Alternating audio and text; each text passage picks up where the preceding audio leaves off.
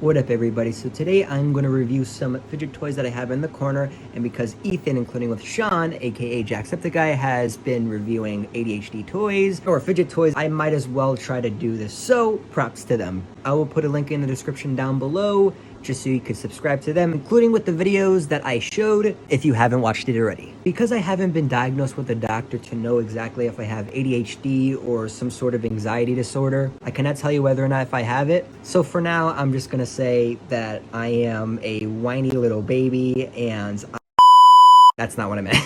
I'm all over the place. My mind is scrambled up with everything. So actually these help me out. You can peek a little bit. Whoop! Okay, you're done. It makes me go in a trance. A trance where I'm just in my own little world. This is your reminder too. If you do not like my own opinions over these fidget toys and how I rate them, please don't show any hate. It's just how I personally would rate them. So yeah, instead of me rambling, let me just show you a couple of these fidget toys and let me see if I could rate them and see how well it can do for some people that might have ADHD or any anxiety disorder or whatever disorder it could be. So for the first product, we have these sort of tube-like things, and actually they have a pack of 4. I do like there are 4 different colors in these tubes. Because they are pretty loud, let me just stay silent so you could see what I mean. They could extend, and you could actually shape them into anything you want. There is smaller ones, and it would be these. And you can see a difference from them too. I really like them. Just say if you're gonna go in public for this, I prefer not using either of these because people would be like, what in the world is that noise? It can get quite annoying for some people if, you know, you're doing this.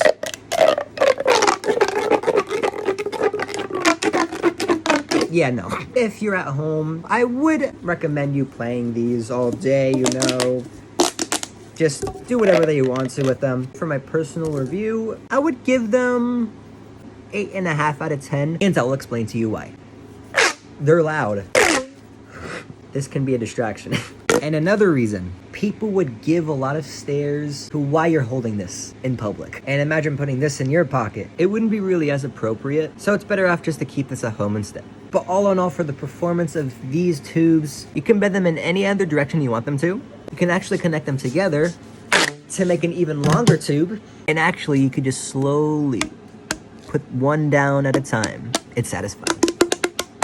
And you can actually letter all the alphabets just from these tubes if you put your imagination to it. A, B, C, D, E, F, G, H, I, J, K, L, M, N, O, P, Q, R, S, T, U, V, W, X, a big long Y, Z. Yeah, it's really fun to play with. And for this review, for somebody that has ADHD, would this be a perfect fidget toy for them?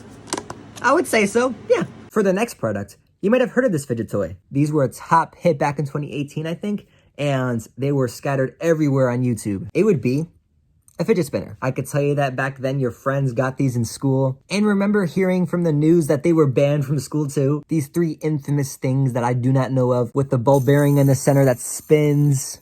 It's what makes the fidget spinner a fidget spinner. What's so fun about them is that they could spin for long periods of time. I've seen people play tricks with these, break world records with these, and done many, many more things with these fidget spinners. I would say even my favorite thing about these fidget spinners is when you just spin them around like this.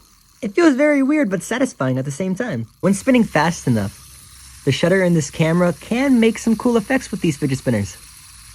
Just like that. I got to say, overall, even though this is a classic fidget toy, if somebody is in a very fidgety mood or they're just stressed out with something, this could help them out big time.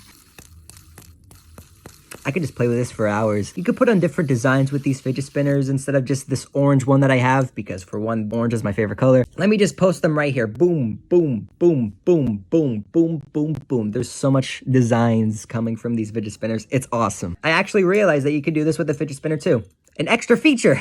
There's even pop-it fidget spinners that are actually pretty cool. Let me just show you right here. So it's very similar to this right here. It's just showing 3 little bubble things that you could just pop in and out of, and you could just spin at the same time. Given that this fidget spinner can do so much, and it's fun to play, I got to say the overall review for this fidget spinner in particular is 10 out of 10 for me. Now in public, bring this with you. This could really help. Putting this in your pocket, no problem. It could fit, and on the go, bring this. I understand that this trend is already dead by now, but if you don't have any other options with fidget toys, use this. Use this. They're pretty cheap to buy. Just use it, please. On with the next product.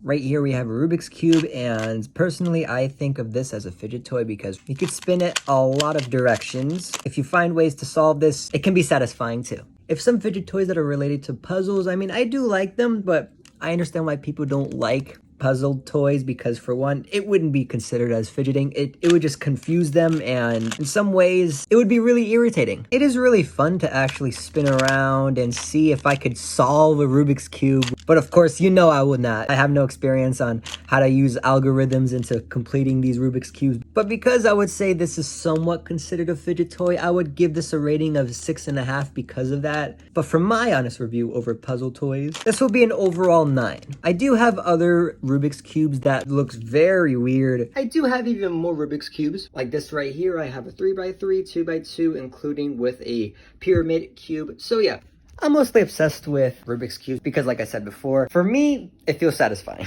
This is gonna be the end of the video, guys. Even though I show you a whole container worth of fidget toys, and there's only a couple of them that I reviewed, this has been a couple of months now since I've actually edited this video, so might as well just post it on YouTube. I know you're expecting me to do a lot more of these fidget toys. I might post a part 2 to this, but I really don't know when I'm gonna do it because I get lazy, and on top of that, I have limited amount of storage on my iPhone. You might not care about that, but it's just a reminder to tell you that so you wouldn't question about it and say, why the heck haven't you been posting? So yeah, might as well just post 3 or more reviews from these fidget toys. Like I said before, I would post a link in the description down below for Sean, including with Ethan's videos, because they inspired me to do this. Thank you for watching. If you would like this video, I would appreciate it so much. It's all up to you too, but if you would like to subscribe, I would love that if you would do so, and I would see you in the next video.